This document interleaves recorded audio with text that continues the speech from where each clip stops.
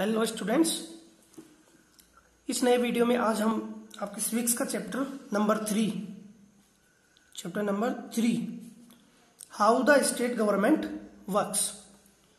State government को समझने से पहले हम कुछ फॉर्म्स को रिवाइज करेंगे जो कि हमने पिछले साल पढ़ाई की थी। प्रीवियस क्लास में हमने सीखा था कि हम हमारे देश की बात करते हैं कि हमारे देश में गवर्नमेंट के तीन रूप हैं या 3 स्टेजेस हैं। सबसे पहले हमने डिस्कस किया था सेंट्रल गवर्नमेंट, उसके बाद में दूसरा था स्टेट गवर्नमेंट और तीसरा था लोकल। लोकल को हमने प्रीवियस क्लास में सीखा था म्युनिसिपैलिटीज और दूसरा पंचायत। आपको अच्छे से याद होगा, हमने पंच, सरपंच और भी मतलब ये सीखा था हमने अर्बन एडमिनिस्ट्रेशन के चलते, अर्बन एडमिनिस्ट्रेशन में, और ये सीखा था हमने रूरल एडमिनिस्ट्रेशन में। ये प्रीवियस क्लास में हमने सीखा था, यानी लोकल गवर्नमेंट में हमने पिछली क्लास में फोकस किया था। इस साल यानी क्लास 7 में आपके सिविक्स में ज्यादा फोकस है स्टेट गवर्नमेंट की फॉर्मेशन पे कि स्टेट गवर्नमेंट कैसे काम करती है, लोकल गवर्नमेंट कैसे काम करती है पिछली क्लास में सीखा। इस साल सीखेंगे स्टेट गवर्नमेंट कैसे काम करती है और अगले साल फिर आप सीखेंगे सेंट्रल गवर्नमेंट कैसे काम करती है। इसलिए सबसे जरूरी चीज है, हर साल जो भी आप पढ़ते हैं उसको ठीक से पढ़ें, ढंग से पढ़ें और अच्छे से रिवाइज करके उसको रखते चलें। तो ज़्यादा समय बर्बाद नहीं करते हुए हम सीधा चलते हैं स्टेट गवर्नमेंट। तो हमारा फोकस होगा कंप्लीटली स्टेट गवर्नमेंट।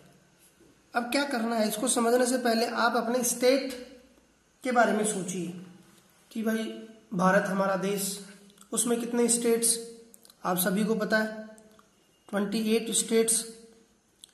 सबको इसकी मैप पर लोकेशन पता होना चाहिए। इसके अलावा 9 यूनियन टेरिटरीज, 9 के 9 नाम आपको तैयार होने चाहिए। बहरहाल हम चलते हैं स्टेट गवर्नमेंट की फॉर्मेशन पे। देखो स्टेट गवर्नमेंट कैसे काम करती है ये सीखना है ना हमें। तो सबसे पहले स्टेट गवर्नमेंट का फॉर्मेशन सीखना होगा। तो बच्चों एक चीज हमेशा याद रखो, स्टेट गवर्नमेंट जो काम करती है वो काम करती है हमारे स्टेट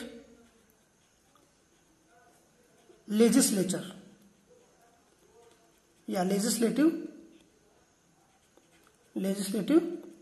असेंबलीज। कहां से काम करती है? लेजिस्लेटिव असेंबली, जिसको हम विधानसभा बोलते हैं, वहां से काम करती है। सारे रूल बनाना, नियम कानून कायदे या कोई पॉलिसी बनाना, सब काम वहीं से होते हैं। और ये काम करता कौन है? आपने अच्छे से सुना होगा, चीफ मिनिस्टर, मुख्यमंत्री। चीफ मिनिस्टर के बारे में सबने सुन रखा है और सब रोज न्यूज़पेपर वगैरह में या न्यूज में, टीवी पर आप देखते होंगे। भाई ये चीफ मिनिस्टर होता कौन है, कैसे आदमी चीफ मिनिस्टर बनता है, यही तो हमें सीखना है। चीफ मिनिस्टर की क्या ड्यूटी है, चीफ मिनिस्टर कैसे काम करते हैं, ये सब चीजें सीखनी है हमें स्टेट गवर्नमेंट में। जैसे हमने लोकल गवर्नमेंट में सीखा था पंचायत में ग्राम सभा क्या है, ग्राम पंचायत क्या है, सरपंच क्या है, पंच क्या है। उसी तरह म्युनिसिपैलिटीज में हमने सीखा था मेयर क्या है, वार्ड मेंबर क्या है। तो आज हम पूरा इस पे फोकस कर लेते हैं। तो आपके जो ये चीफ मिनिस्टर हैं ये बनते हैं किसी पार्टी के जो लीडर होता है वो। फिलहाल आप इधर आओ लेजिस्लेटिव असेंबली। ये लेजिस्लेटिव असेंबली में कौन जाता है? तो देखो इसमें जाते हैं एमएलए। एमएलए से भी आप अच्छे से वाकिफ होंगे, नहीं है तो आज आपको करवा देते हैं। एमएलए की फुल फॉर्म यदि पूछी जाए तो सबको याद होनी चाहिए, मेंबर ऑफ लेजिस्लेटिव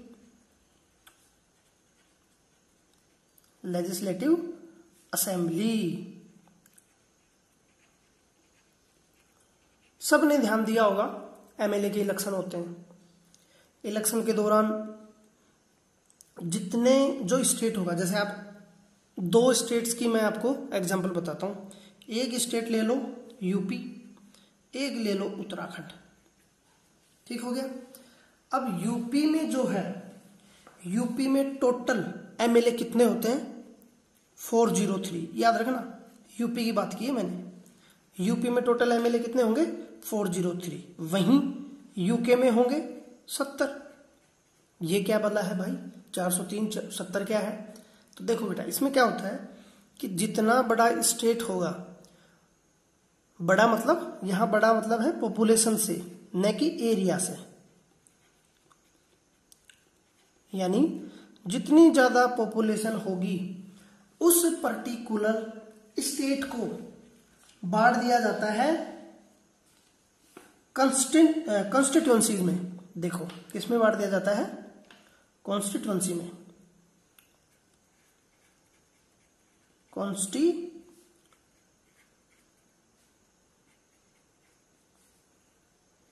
ये क्या होता है? निर्वाचन क्षेत्र, इसको बोलते हैं निर्वाचन क्षेत्र। समझ में आ गया? यानी यूपी को 403 कॉन्स्टिट्यूएंसी में बांटा गया या निर्वाचन क्षेत्र में बांटा गया। मतलब इसके 403 पॉलिटिकल हिसाब से इसका रीजन कर रखा होगा कि भाई यहां से 403 मेंबर्स चुन के जाएंगे, और इन 403 मेंबर का होता क्या है? इलेक्शन। क्या होता है इनका? इलेक्शन। वहीं हम इसकी बात करें यूके की, तो यहां टोटल कितने मेंबर होंगे? 70 एमएलए। टोटल मेंबर कितने चुने जाएंगे? 70। तो यहां विधानसभा निर्वाचन क्षेत्र कितने हो गए? 70। यहां हो गए 403। हर स्टेट का ये अलग अलग होता है। किसके हिसाब से? पॉपुलेशन के हिसाब से। जिसकी जितनी पॉपुलेशन होगी उतनी इसमें रख दिया जाता है।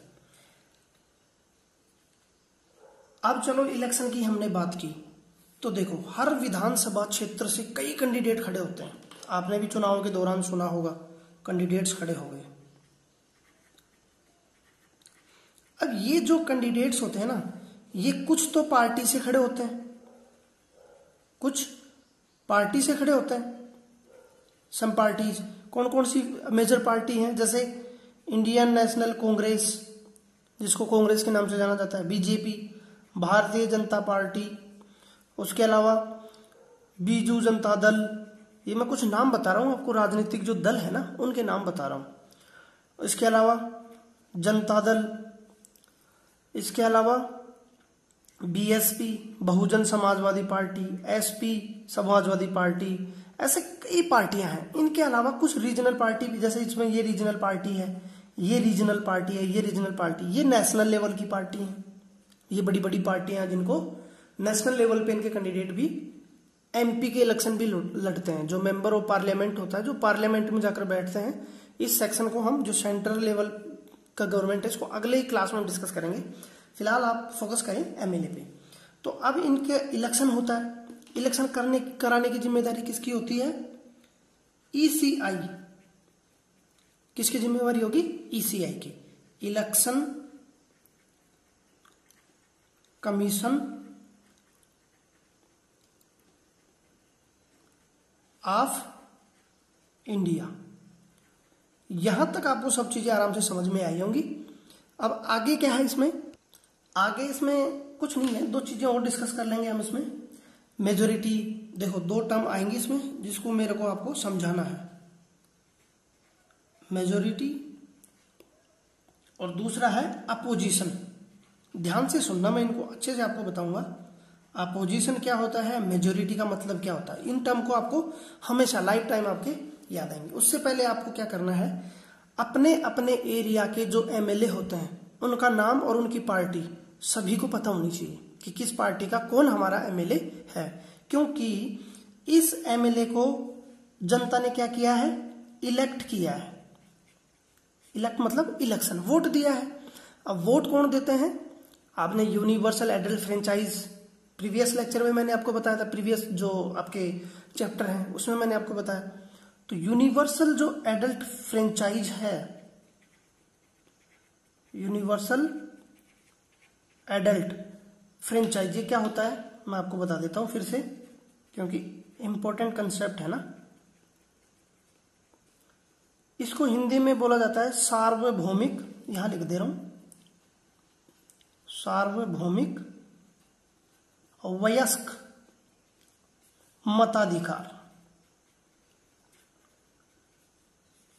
देखो इसका मतलब क्या होता है कि किसी पर्टिकुलर कंट्री में, जैसे ये कंट्री है, यहां के सिटीजन को, यहां के सभी सिटीजन को बिना किसी भेदभाव के, भेदभाव किस आधार पे हो सकता है, जैसे आपका कास्ट हो गया, रीजन हो गया, रिलीजन हो गया, लैंग्वेज हो गया, कलर हो गया, इसके अलावा जेंडर हो गया, इनके आधार पर किसी प्रकार का कोई डिस्क्रिमिनेशन ना हो और उन सबको वोटिंग का राइट हो, राइट टू वोट हो उनको बिना किसी डिस्क्रिमिनेशन के। यही तो यूनिवर्सल एडेल्ट फ्रेंचाइज है। हमारे पर्टिकुलर इंडिया की हम बात करें तो जो भी व्यक्ति 18 साल पूरी कर लेगा, चाहे वो किसी भी धर्म का हो, किसी भी जाति का हो, किसी भी रीजन का हो, कोई भी भाषा बोलता हो, उसको वोट डालने का अधिकार होगा। यही सार्वभौमिक वयस्क मताधिकार, यूनिवर्सल एडल्ट फ्रेंचाइज होता है। चलो अब यूनिवर्सल एडल्ट फ्रेंचाइज को सीखने के बाद में अब हम सीख लेते हैं मेजोरिटी क्या होती है, अपोजिशन क्या होती है। जैसे हम एग्जांपल ले लेते हैं उत्तराखंड का। ये उत्तराखंड स्टेट है, यहां टोटल एमएलए कितने चुने जाएंगे, 70 चुने जाएंगे। इनको जनता चुनेगी, किसके आधार पर, वोट के आधार पर। 70 लोग चुनकर यहां जाएंगे, ठीक। अब ये 70 जो है ये अलग अलग पार्टी के होंगे, अलग अलग पार्टी इनको टिकट देगी। जैसे मानो कांग्रेस के कुछ हो गए, बीजेपी के कुछ हो गए, तीसरी पार्टी के कुछ हो गए, और कुछ ऐसे भी होते हैं जो बिना किसी पार्टी के डायरेक्ट इंडिपेंडेंट, जिनको आप निर्दलीय बोलते हैं, इंडिपेंडेंट भी कुछ होंगे। अब क्या होगा, ये 70-70 हमने बांट दिया, चलो ठीक है। अब एग्जाम्पल के तौर पे मानो 70 में से जिसके पास हाफ और +1 सीट होगी, यानी जिसके पास 36 सीट होंगी, उसी की सरकार बनेगी, वही सरकार बनाएगा। और ये जो 36 मेंबर होंगे, मेंबर कौन, member of legislative assembly, MLA, इनका जो लीडर होगा, इनका जो लीडर होगा, जो सबसे बड़ी पार्टी है उसका लीडर जो होगा, उसको बनाया जाएगा क्या, उसको अपॉइंट किया जाएगा चीफ मिनिस्टर। समझ में आ गया अब आपको चीफ मिनिस्टर कैसे बनता है, क्या प्रोसेस है। तो ये चीफ मिनिस्टर महोदय बनेंगे। अब जैसे देखो मेजोरिटी आपको समझ में आ गई, 36 मेजोरिटी का मतलब हो गया मोर देन हाफ +1। 35 जैसे 70 सीट है तो 36 चाहिए, 100 सीट होंगी तो 51 चाहिए, 403 सीट है तो यहाँ कितनी हो जाएंगी, कहाँ आपका 403, ये रहा, 403 में आपकी हो जाएंगी 202, जिसके पास 202 सीट आएंगी उसकी सरकार बनेगी। तो ये मेजोरिटी का कंसेप्ट हो गया। अब देखो एग्जाम्पल की सहायता से, मानो इसको मिले 25 सीट, इसको मिले 15 सीट, 25 और 15 40 हो गए, उसके बाद बचे 30, इनको मिले 10 50 हो गए, इनको मिले, और अलग अलग पार्टियों को किसी को 5, किसी को 7, किसी को 3, ऐसे पूरे 70 हो गए। अब आप जिसमें देखेंगे कि किसी के पास भी 70 सीट नहीं है, 36 सीट नहीं है, तो फिर क्या करेंगे, तो फिर इसमें क्या होता है कि 2 या 2 से अधिक पार्टियां मिलकर भी सरकार बना लेती हैं, बशर्ते उनकी कितनी हो जानी चाहिए, 36। इसको बोला जाता है कोइलेशन गवर्नमेंट। कोइलेशन आपने सुना होगा, गठबंधन, इसको बोला जाता है गठबंधन। कई लोगों ने मिलकर गठ कर लिया, यानी बंधन कर लिया, गांठ दे ली, कई लोगों ने आपस में मिलकर गठबंधन समझौता कर लिया, तो ये समझौते की सरकार इस तरह बनती है। दूसरी कंडीशन क्या होगी, मानो इसको मिल गई अकेले को 37, फिर इसके बाद में इनको 10 मिल गई, इसके बाद में अलग अलग बांट दो आप, तो इसको किसी से गठबंधन करने की जरूरत नहीं है, यही सरकार बना लेगी। यही स्थिति हम यहाँ रह सकते हैं कि हो सकता है इनको 38 मिल जाए, इनको कम मिले, तो ये सरकार बना लेंगे। तो ये कंसेप्ट होता है सरकार बनाने का, इसी को मेजोरिटी बोला जाता है। अब मेजोरिटी को यदि डिफाइन करना हो तो आपके समझ में आ गया होगा। डिफाइन करना होगा तो कैसे करेंगे आप, a political party whose MLA have won more than half the number of constituencies in a state. मतलब ए पॉलिटिकल पार्टी, कोई भी पॉलिटिकल पार्टी, उसके MLA whose MLA won more than half number of seats. Simple बात ये है। तो ये आपको समझ में आ गया होगा। अब अपोजिशन हम सीख लेते हैं। देखो यहीं हम आ जाओ। अपोजिशन का कंसेप्ट ये होता है कि जैसे मानो एक पार्टी, अब यहां मान लो ए है, ए पार्टी, बी पार्टी, सी पार्टी, डी पार्टी। एग्जाम्पल के लिए इनको सीट मिल गई 36, ठीक हो गया। इनको मिल गई सीट 30, 36 और 30 66, इनको मिल गई 2-2। तो होगा क्या, ये तो गवर्नमेंट बना लेंगे, ये तो सरकार में आ जाएगी, इनका चीफ मिनिस्टर बन जाएगा। लेकिन इन तीनों में जो बची हुई जो पार्टियां हैं जो सरकार में नहीं है, उनमें जिसकी संख्या सबसे ज्यादा होगी एमएलए की, वही अपोजिशन में बैठेगा और उसी को बोला जाता है अपोजिशन पार्टी। तो ये हो गया आपका अपोजिशन। ये अपोजिशन में बैठेंगे। अब इनका रोल होता है, जैसा मैं आपको बता रहा हूं, इनका रोल भी होता है।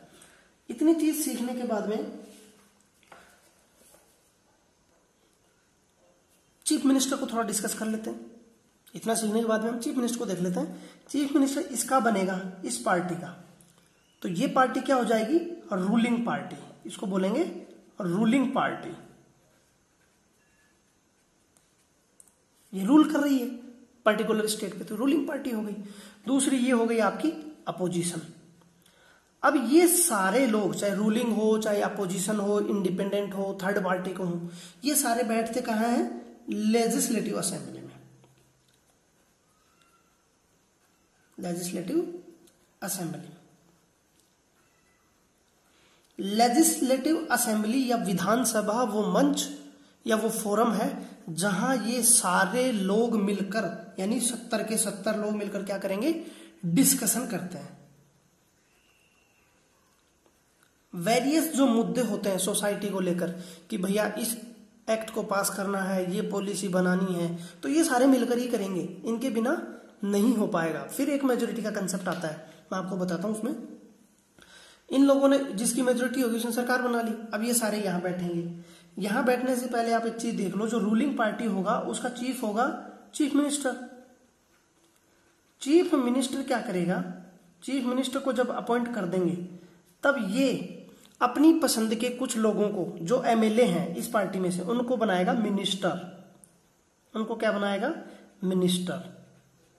ठीक, मतलब सारे एमएलए मिनिस्टर नहीं होते, कुछ मिनिस्टर, कुछ लोगों को अलग अलग डिपार्टमेंट्स और वेरियस जो इंपॉर्टेंट डिपार्टमेंट हैं वो असाइन किए जाते हैं। जैसे आपका होम मिनिस्ट्री हो गया, फाइनेंस हो गया, एजुकेशन हो गया, तो ये सारी मिनिस्ट्री के लिए कुछ लीडर बना दिए जाते हैं, उनको मिनिस्टर बोला जाता है। कैबिनेट मिनिस्टर भी इनको आप बोल सकते हैं। तो ये मिनिस्टर हो गया। अब डिस्कशन में आइए वापस, यहाँ 70 लोग यहाँ बैठ गए लेजिस्लेटिव असेंबली में। कोई पर्टिकुलर बिल या कोई बिल आया, कोई आदमी प्रपोजल रखेगा, इन 70 में से कोई भी रखेगा कि भैया सोसाइटी वेलफेयर के लिए या एडमिनिस्ट्रेशन के लिए ये बिल हमें पास करना है। अब बिल असेंबली में पास कब होगा, जब मेजोरिटी होगी। वहां मेजोरिटी कैसे होगी, मेजोरिटी मतलब जैसे मानो यहां 70 लोग बैठे हैं तो 36 लोग इसके पक्ष में बोलेंगे, तभी ये बिल क्या होगा, पास हो पाएगा और क्या बन पाएगा, एक्ट। ये प्रोसेस होती है। इस सारी प्रोसेस के दौरान सभी एमएलए जो यहां बैठे रहते हैं लेजिस्लेटिव असेंबली में, जैसे एमएलए 1, 2, 3, 4, सभी के सामने ये रखा जाता है। यहां एक होता है स्पीकर,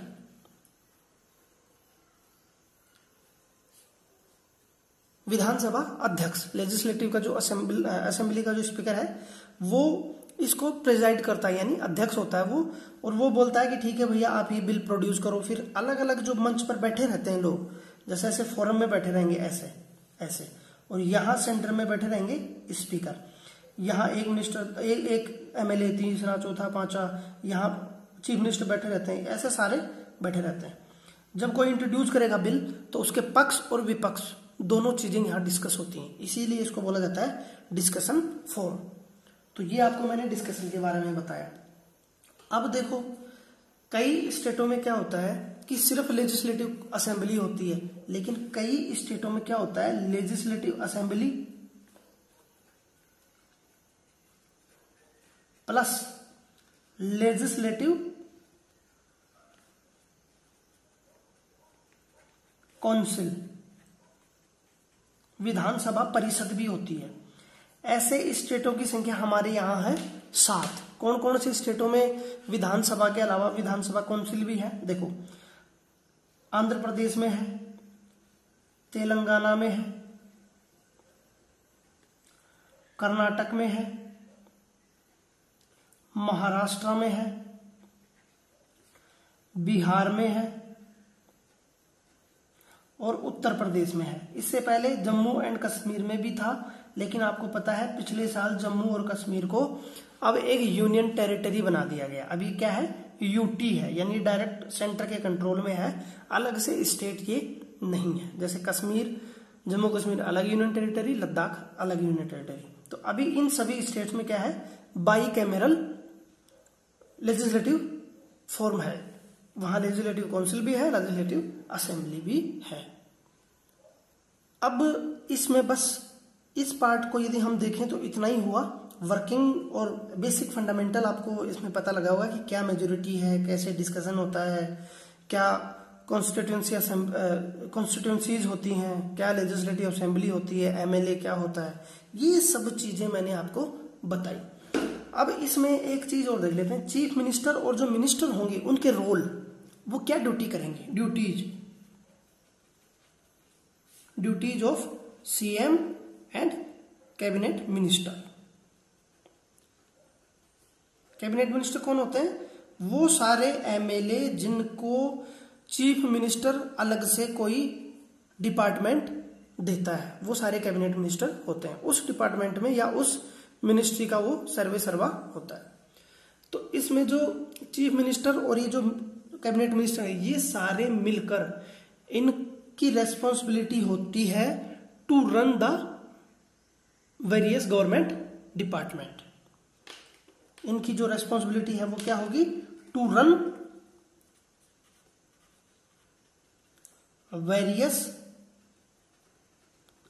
गवर्नमेंट डिपार्टमेंट और मिनिस्ट्री।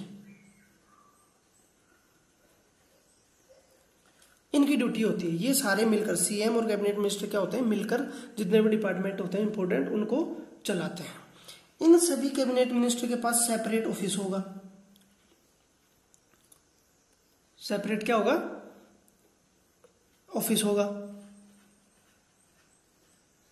और ये सारे इनके पास सेपरेट ऑफिस होगा। लेजिस्लेटिव असेंबली एक कॉमन पैलेस होगा जहां पर सभी मिलकर क्या करते हैं? ग्रुप और डिस्कशन करते हैं, चाहे से वो अपोजिशन हो, चाहे से रूलिंग पार्टी वाले हो, सारे कहां मिलेंगे?